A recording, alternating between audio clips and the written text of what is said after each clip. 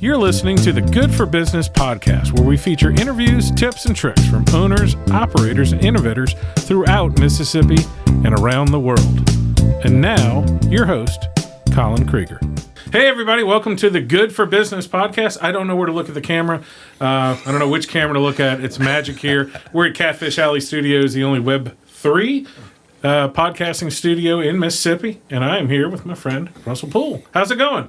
It's going well, thanks. Well, this is our first magical episode of the thing. We plan to do hundreds and hundreds of them because there's so many good people in town, not only that are entrepreneurs or own their own business, such as yourself, but have worked their way up to be a manager or just a person of influence in the community that's good for Starkville, Columbus, and West Point and everything in Mississippi. So no pressure, but go ahead and give me your pedigree. Give me the name, date of birth, all that sort of stuff. Yep, I don't mind being a guinea pig. So I'm Russell Poole. I own Plus Remodels, and we've recently started doing remediation, water remediation as well. So Plus Remodels and remediation. 43, lived in Columbus ever since. Well, I kind of grew up here, moved away for a little bit, but I've been back for just 10 years. So I'm glad to be here. And what other pedigree you need? What part of town do you live in? I live in East Columbus. East Columbus, actually, I've got an old rental house I bought at 21 years old that's turned into a home for a minute.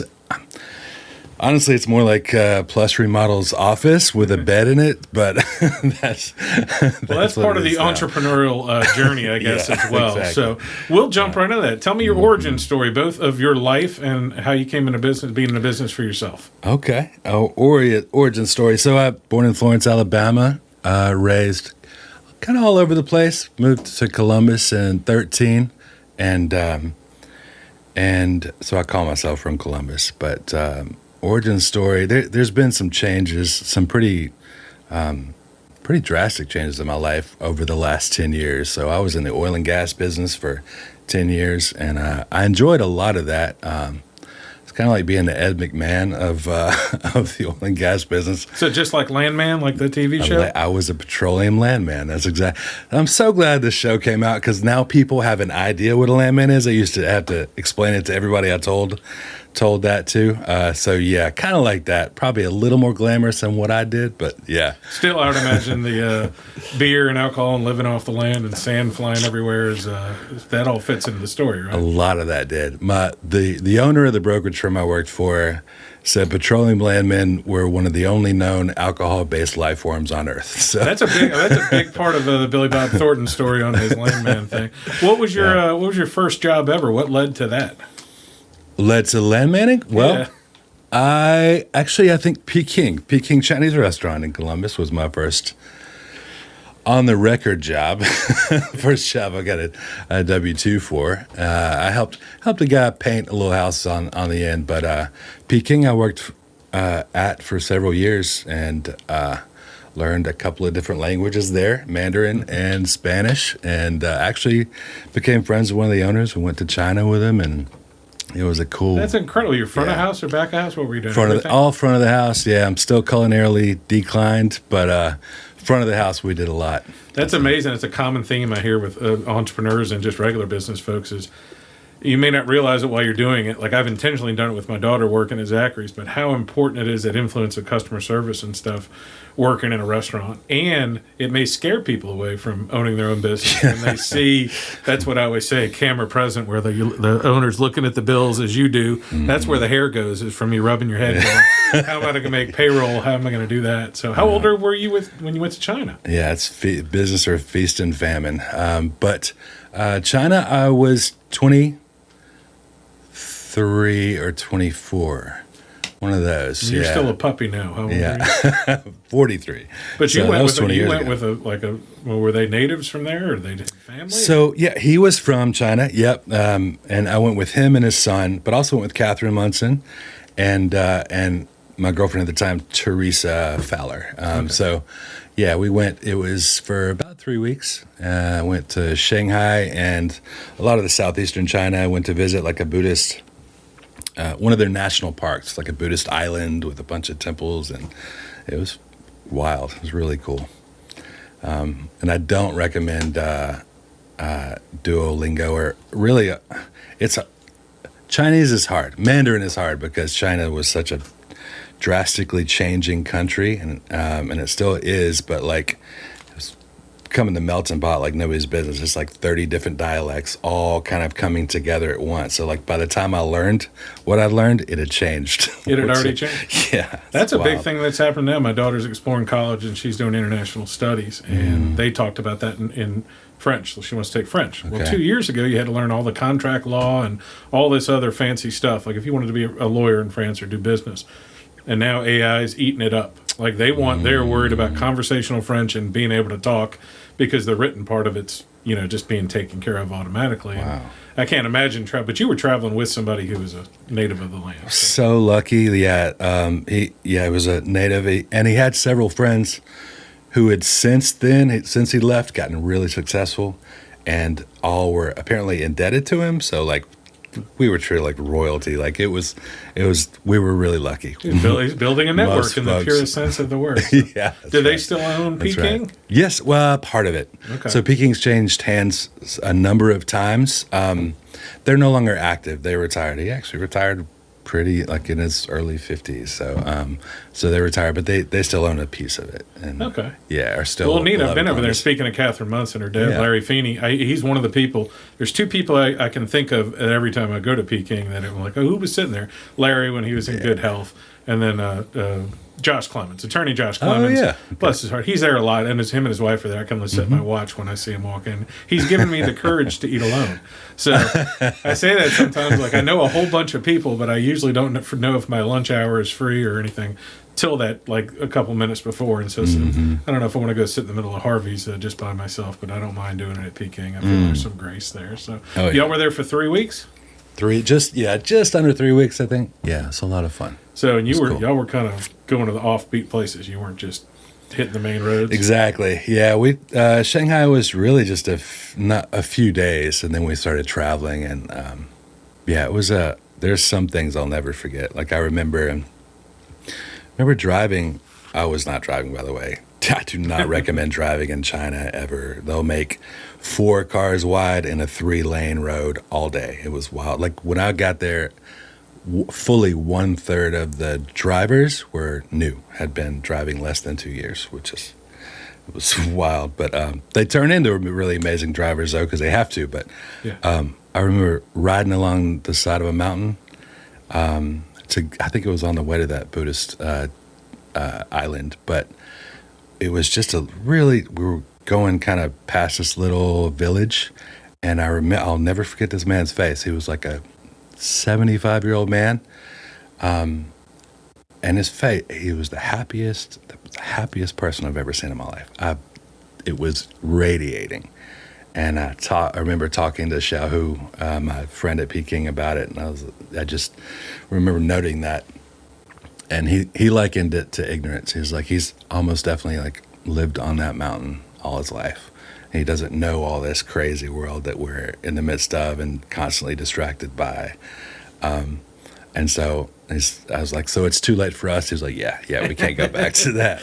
Well, that goes back to like, what news, if you're watching the news every morning, you're going to be in a rage. I tell Scott from Financial Concepts all the time with the little money I have him, I'm like, quit sending me texts and emails when the market crashes because I don't know. So I'm okay. And you and I have connected talking about stress in business. Yeah. Like how to handle it. Like if you're just looking at the negative stuff, we're in a B&I group on Thursday mornings, Business Networking International. And we talk about that all the time. Like if you just think that the market's bad or think that there's no opportunity, you're not going to run into the person or be open to the experience of like, wow, things are incredible. And that's part of the reason we're starting this podcast is because I've tried to shine a light on businesses opening and people having an entrepreneurial spirit, but you're only as good as the people in your room. And you're starting to see that, I know, with contracting, you start to see really big houses and really successful people in Columbus, Mississippi and Starkville, Mississippi, and these small towns where the rest of the world would just blow it off. You don't realize, like, there's diamonds under our feet is a good way to say it. Like there's just there's a lot of stuff here, a lot of opportunities here to do that. So you went from restaurant work to China. You got back from China. Did you go straight into landman? Like how do you end up from rural Mississippi to doing landman stuff? Well, so actually, I was still waiting tables. I kind of hopped to restaurants a little bit at that age, and at the time I was waiting. I got the bug, by the way. Like I was like, I guess 20, and got the get rich bug, and started learning about all these things. Started taking all the courses, including real estate, stocks. But I was starting.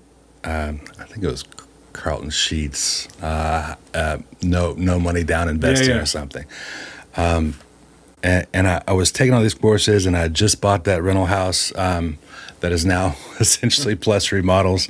And I was working at J. Broussard's when it was down there on Main Street. And what year would this been? I think it would have up been till 24. I think it would have been, I think it would have been like 03. 03. 20. I think they moved in 06 or 07. We Okay, came up here with that sounds right. We came up here with Katrina, and we had Yeah. our first anniversary dinner when they were still on Main Street. Nice, yeah. I'll never forget Joe Broussard yelling, "Order!" like from the basement. You have to run up and down 2 flights of stairs to get there. And yeah, I loved that place. Still love, Mary and Beth. But so where was I? Oh yeah, so I met a landman. I didn't even know. We had most Americans. I hadn't heard the term until Billy Bob Thorton came out. I got pretty good at describing what it was, but now I don't have to. Way easier. But I met my first landman and learned what a mineral right was. I didn't even know what that was. That you could own the land and not what's under it. And if you own the land, you still have to give the people that own what's under it access to what's under it. So much I learned. But anyways, he and his wife were regulars at Broussard's, and so we got a rapport. And unbeknownst to me, with this real estate bug that I had caught, I taught myself how to be a landman without knowing there was a landman opportunity. So running title, I learned a good bit of real estate law, contract law, and all this stuff that I was learning other ways. I was already half trained for them. So when the opportunity came, they offered it immediately. And you went to Texas? That's where everybody assumes everything is. I know that in parts. My neighbor, Mary Beth Jeter, who ran for council, she did oil gas leases for a long time. Oh, okay. And it was in Texas. So my entire frame of reference is my neighbor, Mary Beth, and, of course, Billy Bob Thornton's show. That Texas, I spent the least amount of time. I did, but literally a week. I spent a week in Texas. But I've been to 7 states over the 10-year period, Mississippi. Because that's why he was here. They were actually in a project that was in West Point. Okay. They actually have natural gas around these parts. Oh, yeah, plenty up in shale. Caledonia. That's right. Yep, Caledonia. Alabama, Louisiana, where I learned Napoleonic Code, which is a whole totally different animal. That's right. You know about this. Why my ancestors and I drink so much. That's right. There's a lot going on. And North Dakota, Montana, Maryland, and Pennsylvania are the 7 states. When you operate like that, are you living like in the shacks with the oil field guys? I mean, is it just being like oil, or is it completely living out of a hotel? And typically, when the oil and gas guys, like the roughnecks and the drillers, when they're there, I've done my job. Like we are. Oh, okay. So 70. So when I get there, it's usually before most locals know there's anything going on. It's a little undercover. And we are going to the courthouse to try to do the research to figure out who owns what. We got to research all the way back to the 1800s and then forward to run the mineral title. And then we find them or their heirs or their heirs or their heirs. It's a lot of genealogy. And so by the time they're drilling, I've already found the people, run the title, negotiated with everybody, gotten leases signed, recorded all that in the courthouse, and then did all the curative stuff. So if there's title problems, or I walk the land and make sure there's no a random oil well capped off there that I need to say, hey, we may need to look into this.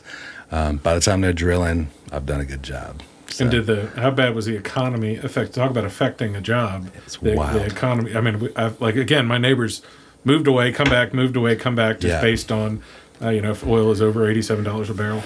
My blood pressure every day. My blood pressure was affected by the price of oil per barrel or the price of gas per cubic foot. It was stressful. Yeah. high stress. So that I don't miss. I had a lot of fun, but there was a lot of anxiety and a lot of living on the road. Like it's a different animal. I made a lot of fair weather friends, a lot of, and in my drinking as well. So that's really kind of what switched me over from out of being a landman. And not that you can't, be a sober landman, but but actually moved back in my travels at the very end of my landman career to Columbus, and I'm an alcoholic in recovery, and so my drinking was totally out of control by the time I got there, and I got sober here. And part of that early sobriety, I had this really big shift in my motives, and after that shift happened, I just couldn't bring myself to doing that work anymore. Nothing against that work. But. Well, I mean, it's like being a bartender and being in recovery. Like, it's maybe not the best place you should be, and maybe and not the best interactions, especially moving around too. When you need a circle of people around you to help you, and for you to help, it's not the best place to lead a flock or to be in a flock moving around that much. What was the first job you did when you got back? So when I got back, I was still a landman. I was actually I was there doing that for the last maybe 6 months. The first 6 months back here.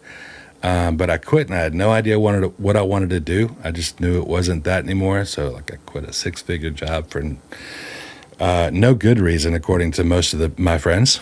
And but I didn't know what I was going to do. And so I just kind of started floating around and searching. I knew it was something. I just didn't know what. So I helped a couple friends build their businesses, and I don't remember what I started off doing. I think my first awareness of you was maybe with Ryan Munson at the Candle store, maybe? Yeah, he was one of the friends. Yep, Munson and Brothers. And before there was a storefront, we were putting it's really a natural men's healthcare products, and we were getting them into retail stores and selling them online. So I helped them get into their first 70 stores, just kind of stayed on the road and traveled around and checked out all these different gift shops and barber shops. And so that was part of it. And I've done countertop work and at a candle store, worked at Grassroots. Actually, I picked your brain. By the way, Colin is a mastermind at strategy. I bought him lunch to try to find out. I'd become the fundraising coordinator for Grassroots, right? And I didn't have a lot of experience with fundraising, but I knew who did. So I was like, let me buy you lunch.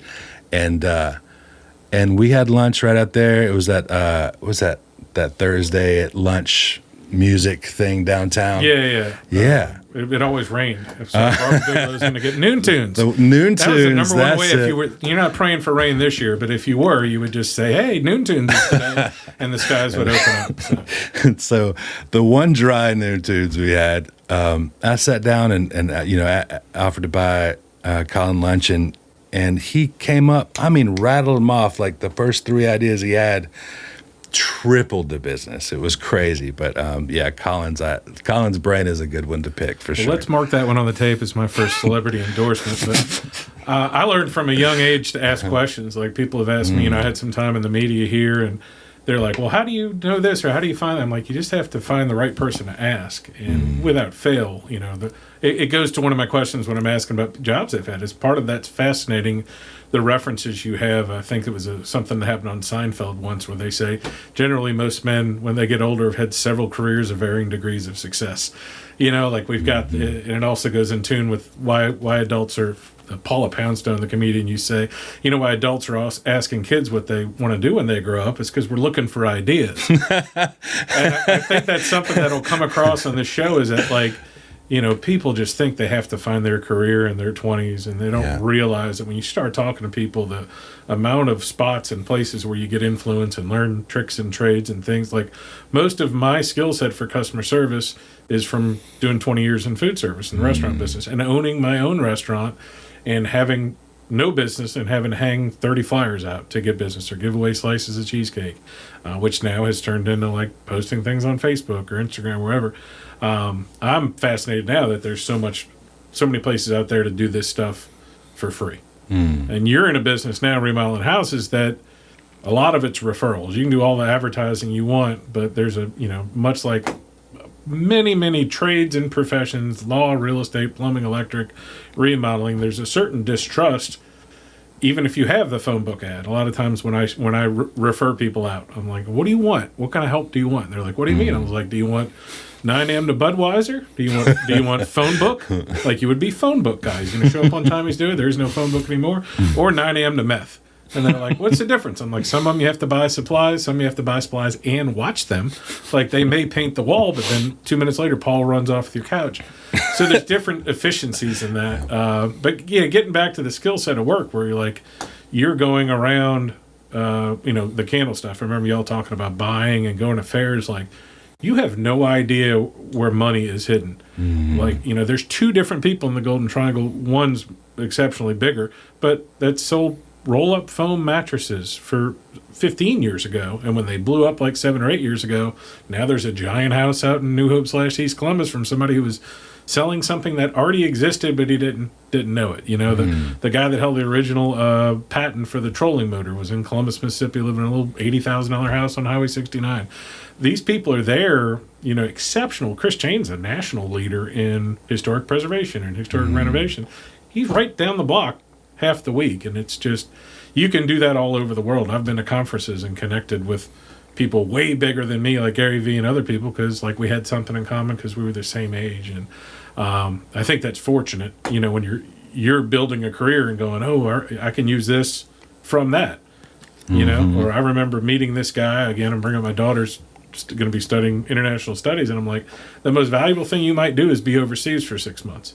Because when you're at some board meeting at some big company or whatever, and somebody starts speaking French, and you may know the restaurant their kid worked at, and that's how business gets done. I had somebody call me today who I just helped with a fundraiser 2 years ago for a friend of their friend, and they didn't call me to discuss selling a house or compete for a listing selling a house. They said, hey, you were so good, please come sell my house. That's the kind of referrals businesses are looking for, All right, so we got candle store. What happened? How do you end up from candles to construction? I fell into it. So I was still searching. I checked out several things, and none of them really spoke to me. And a buddy of mine who's also in recovery was in Starkville. He's a third-generation carpenter and just a walking encyclopedia when it comes to this stuff. Asked me if I wanted to help him remodel a bathroom. And I was like, okay. I tried to warn him what he was getting into, which was 0 experience. And literally, I couldn't tell you what was behind that wall 10 years ago. It's wall is what it is. Ladies and gentlemen, isn't wall it just more wall? Yeah. I'm not a scientist. So, fortunately, he's super patient. He's, had this incredible amount of experience, and he's got the heart of a teacher. And that's exactly what I needed. And I fell in love with it. The physicality of it, seeing the fruit of my labor when I'm done for the day, seeing the progress, and then knowing somebody's going to just love it for years to come I loved it. It's an incredible sense of accomplishment. I work with some guys, and we generally restore or flip one house a year, and when you're done, you're just like, huh. Yeah. And then I have the other side, if I sell them the house and then they don't cut the grass properly, I'm like, all right, folks, we need to get with the program here. But having that, and like you said, it's an old school human nature thing that you've killed something and drug it home, Yeah. And how'd you go? And then the learning, the constantly learning. That's one bathroom includes 7 trades, so the learning of so many different things I love it. I soak it up. So while we're in Catfish Alley Studio, one of the most futuristic, state-of-the-art podcast studios in the southeastern United States, how much did you count on technology learning? Because how long have you been in the remodel business?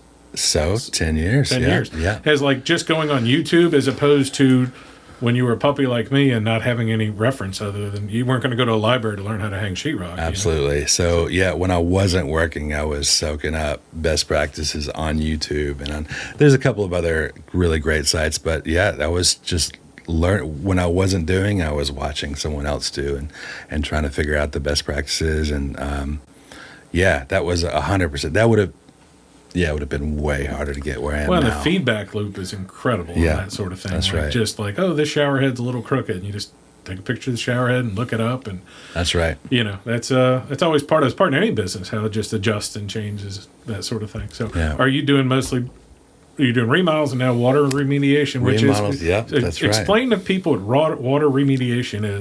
Okay. But I know it's when your toilet overflows and ruins your whole house. That's one of them for sure. It's wild because we've done 9 jobs now. We're just getting into it, and every one of them is from a different source. It is wild how many different ways water can get into your home where it's not supposed to be. But anything from a hole in the roof, to toilet, shower, AC has been a problem.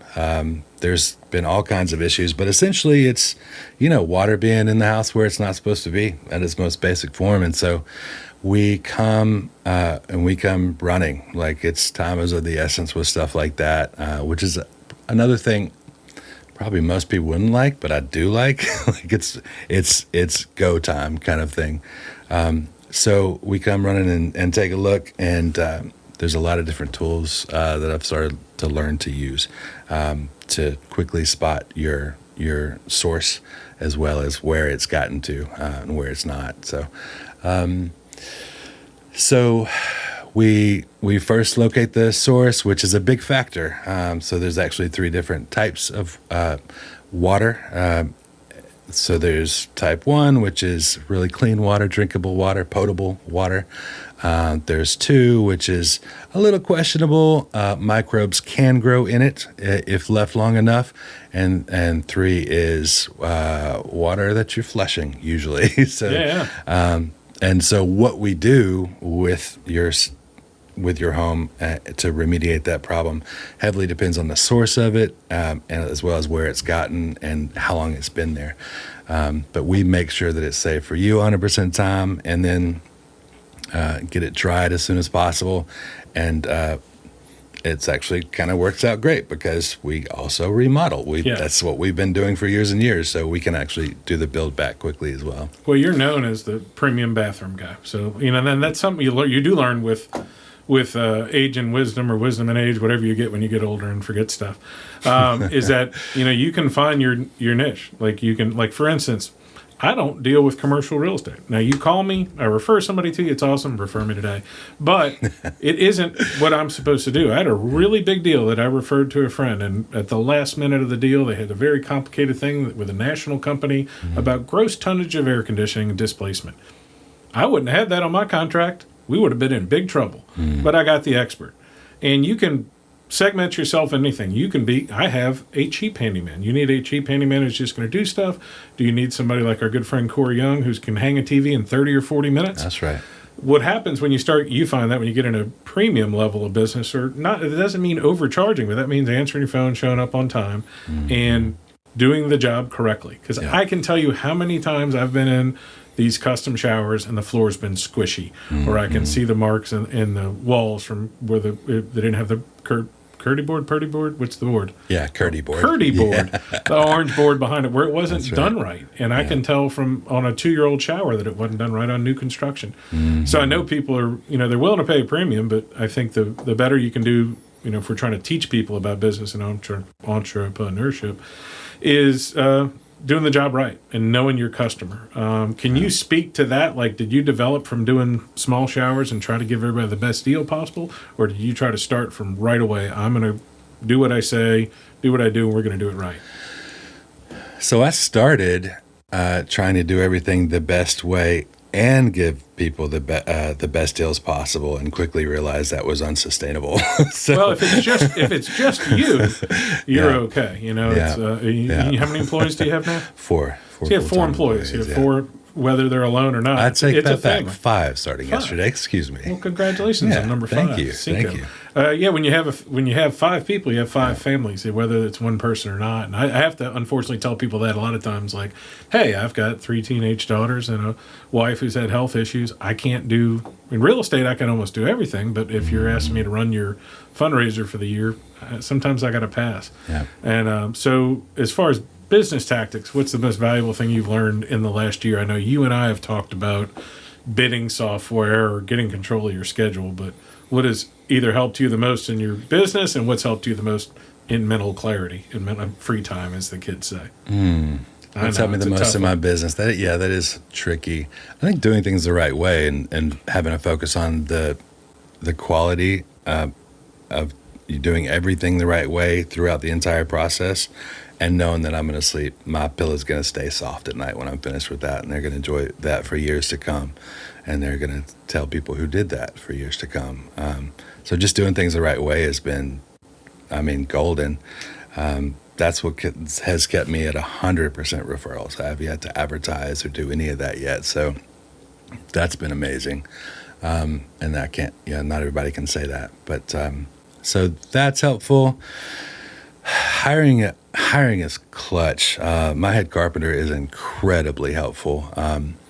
And he's got 20 years of experience in a couple of other trades as well. So, he's really good at simplifying solutions to tricky problems, because you got to be really good.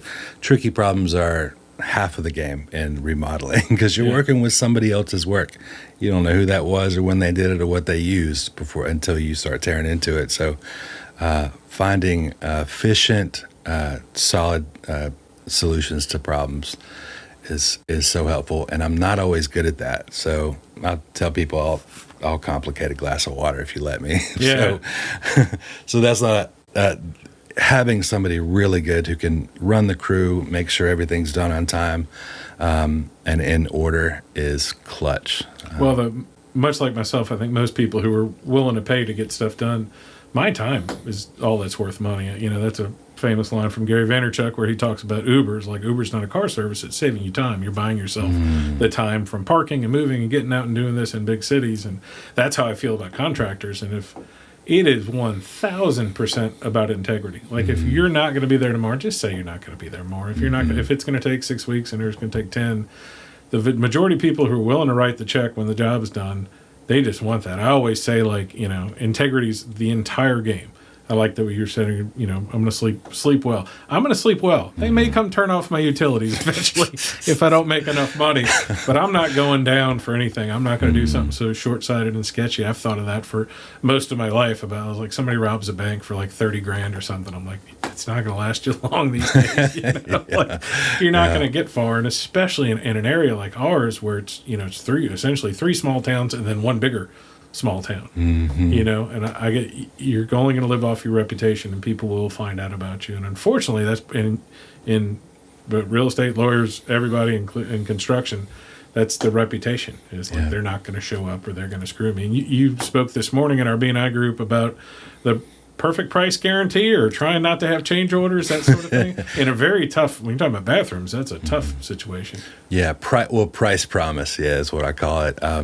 Now, we do offer change orders. So, like, what I lay out when I say the price promise is that as long as we stay within the scope of work that I put in your estimate, and as long as we stay within the I call it an allowance, but it's essentially material budget for the odds and ends that it's totally dependent on the customer's taste, like what kind of shower head they want. As long as we stay within that and do only what we put in there, then that's your price. Now it's in use probably 3/4 of the time when we're there and the customer sees either our craftsmanship or they start walking around the house and thinking, I've been wanting to get that done, they'll want us to do more work, and that would be a change order and additional work. But we're not going to charge you more than we quote you for what we're going to do. So that's something that's taught me real well, had the importance of an accurate estimate. Well, you know what, and when we go back to labor, part of the thing that frustrates me in our area, and it's everywhere. I can tell you during COVID, I was watching all my friends in Atlanta and New York and New Orleans make the exact same complaints that they made here about the government, and there's no good employees, and this generation sucks and all that. And then when we're here, I was like, well, it seems like Huck's, Harvey's, and Zachary's have no problem finding good people. And it seems that Benton and Brislin and some of these bigger companies, Mark Casperry, no problem getting employees. Josh Jones, contractor, does excellent IN work. Like, they're not having problems. But when I've talked to some of them, sometimes the challenge, it's harder than ever to connect. 5 years ago, everybody was on Facebook. You just put it on Facebook. Now it's back to being segmented, and you run an ad in the paper for a carpenter or whatever. Some of our friends have had good luck with the MCC, getting people from there, or Mississippi State. But can you talk about like hiring? Because again, if you had 50 employees, it's like my friends at Burns Dirt have a bunch of, they get calls off their trucks. You know what I mean? Like they get people they see the numbers on their truck, and Nick's like, yeah, they're calling me or whatever, or the guys are telling the other guys. But when you only have 3 or 4, not only do you have to be much more careful, like when you invest that time in them, and then 6 weeks later they leave to start their own bathroom remodeling company or whatever, or inevitably go back to meth, then you lose it. Yeah. So have you had challenges finding good people, or you just picky? Honestly, I think I've been lucky than 90% of the people I know, because fortunately that has not been the problem I've had. So, but that's also been word of mouth, is really just referrals and people that I know who know what I'm doing and know what I need. That's been clutch. So I look forward to the problem of having 7 different crews and trying to figure out the best source for marketing and for hiring and seeking help. But it's been just most of the people are people who I've already built a relationship with and know their character. So. Well, and you have to, there's little pockets when you're self-employed and running your business of, I want all the business in the world, but do I have enough people to service it? And if I hire people, what if I don't have enough to do them? Mm-hmm. And if like that panic of the unknown, and then if you do it, do you want 40 employees? Right. Like, do you want to be able to leave? People have asked me before, like, I can't believe you don't own your own real estate office. And I'm like, well, I see Mike and Chris Davis, Friday afternoon at 4:00 as I'm walking out in Hawaiian shorts, and I'm like, hey, good luck with your no vacation. Right. And I've been a business owner. And so there's different times in your life. Like I wanted to be home with my kids. So you do a certain amount of business and pass on the rest. And I know in your thing, like I know you get more calls than you can handle. Mm-hmm. That has been a common problem. And honestly, I mean, it's an amazing problem to have. I'm really grateful for that problem. But it is a problem I'm trying to learn how to solve. So getting quicker estimates out has been my focus lately. Getting quicker estimates out and making sure I'm not dropping the ball on leads. Once I send them an estimate and they accept it and they get on the schedule, it's smooth as silk, and it's a great process. But the earlier parts are and the estimate too. And I'm saying you're the most talented guy. I don't know number 5 who you just hired, but if I'm saying you're the most talented guy in your crew, you're also losing you while you do the estimate, and that's a tough part of the growth part of it. It is. I have the same balance with like showing houses. Like I try to show houses all the time I can. Whenever somebody calls, but sometimes I'm working on a higher dollar productive activity for my 10 people I'm selling houses for. And that it's just a part to navigate. I am glad in some respects that we're not in a bigger market, where there's 250,000 people who might discover how awesome you are, But it is, we're very fortunate in the Golden Triangle, I think, to have just enough good folks, just enough action going on, and just proud to be here. I want to say, since you brought it up, and I want to... Well, can I interrupt you? Yes. So you actually do know the number 5, and she just texted you. Oh, really? And hopefully she's going to help me. Well, definitely she's going to help me solve this problem I've had. So Evie will be joining Plus Remodels, has joined Plus Remodels. Yay. And so she's got an MBA in marketing and is extremely knowledgeable about the problem and has solved a couple like that on her own. So I stole her away from... Yeah, you're going to be able to teach her to build a shower or anything? No, because I've got a rental around the corner that her friend lives in. We could tile that shower. Yeah.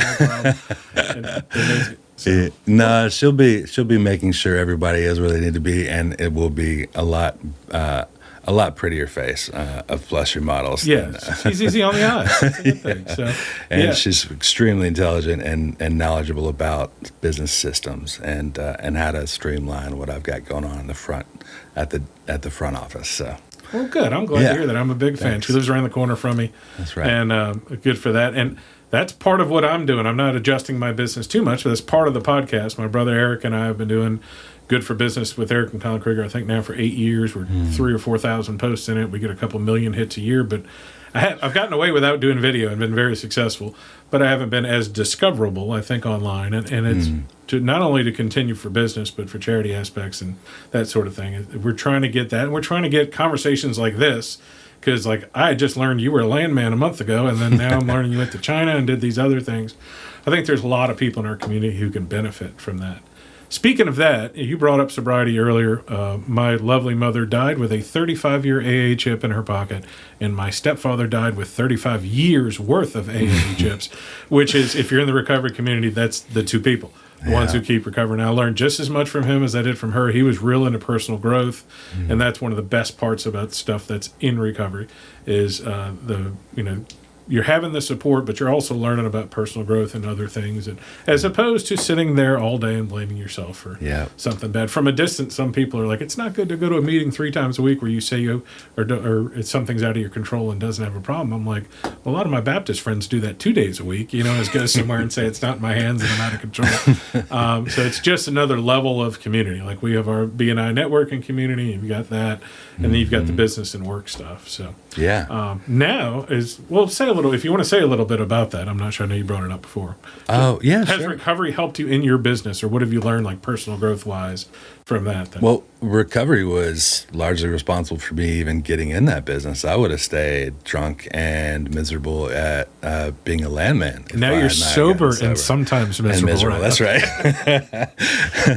So, so I took the 12 steps of a fellowship I shall not name, and it led to this kind of shift. Some people call it like a spiritual awakening, but it was just a shift in motives and the way I see some things. And it made me want to be more fulfilled in meaningful ways than I was. And so that's what led me to quitting a 6-figure job and just kind of searching for something, regardless of what the pay was, just find something that meant something to me. Like, what was it? I told my former boss I wanted to start directly and effectively helping other people. And I'll never forget his response. It's like, okay, well, let me know if you ever want to go back to cutting people large checks. It's like, touche. Yeah. But yeah, so it led to that. That was, I got sober February 5th, 2015. So that was just over 10 years ago. And I still like working with people, like early in recovery, and by work I mean like step work, helping them take those actions that are necessary instead of just sitting there thinking about how miserable their life is. Doing something about it is effective. And you mentioned like earlier about the shortcut to making money. And in my experience, like, happiness doesn't follow money. Money will follow happiness. And I mean, our good friend Ryan Munson's a perfect example of that, who literally tuned in and dropped out from being a stockbroker in downtown to being the beer and beard wax music sort of following thing. And there's so many examples of that I can think of, where somebody did it. Because like a lot of people also think, hey, I get my own business, I do something, things are easy. Things are a piece of cake. My best example, and it still stands true today, but the waning weeks and months of COVID, John Bean and his son were working the kitchen at Harvey's. The Huck boys are still at Huck's. I don't know if you can tell, the multi-restaurant mogul Doug at Zachary's, he's there.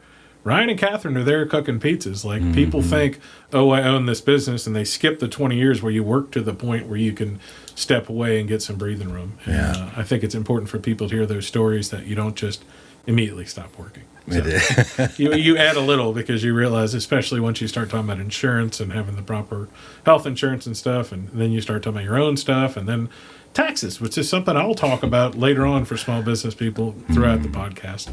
Why didn't you tell me that 5 years ago, Colin? I'm just getting there. We're getting to know each other.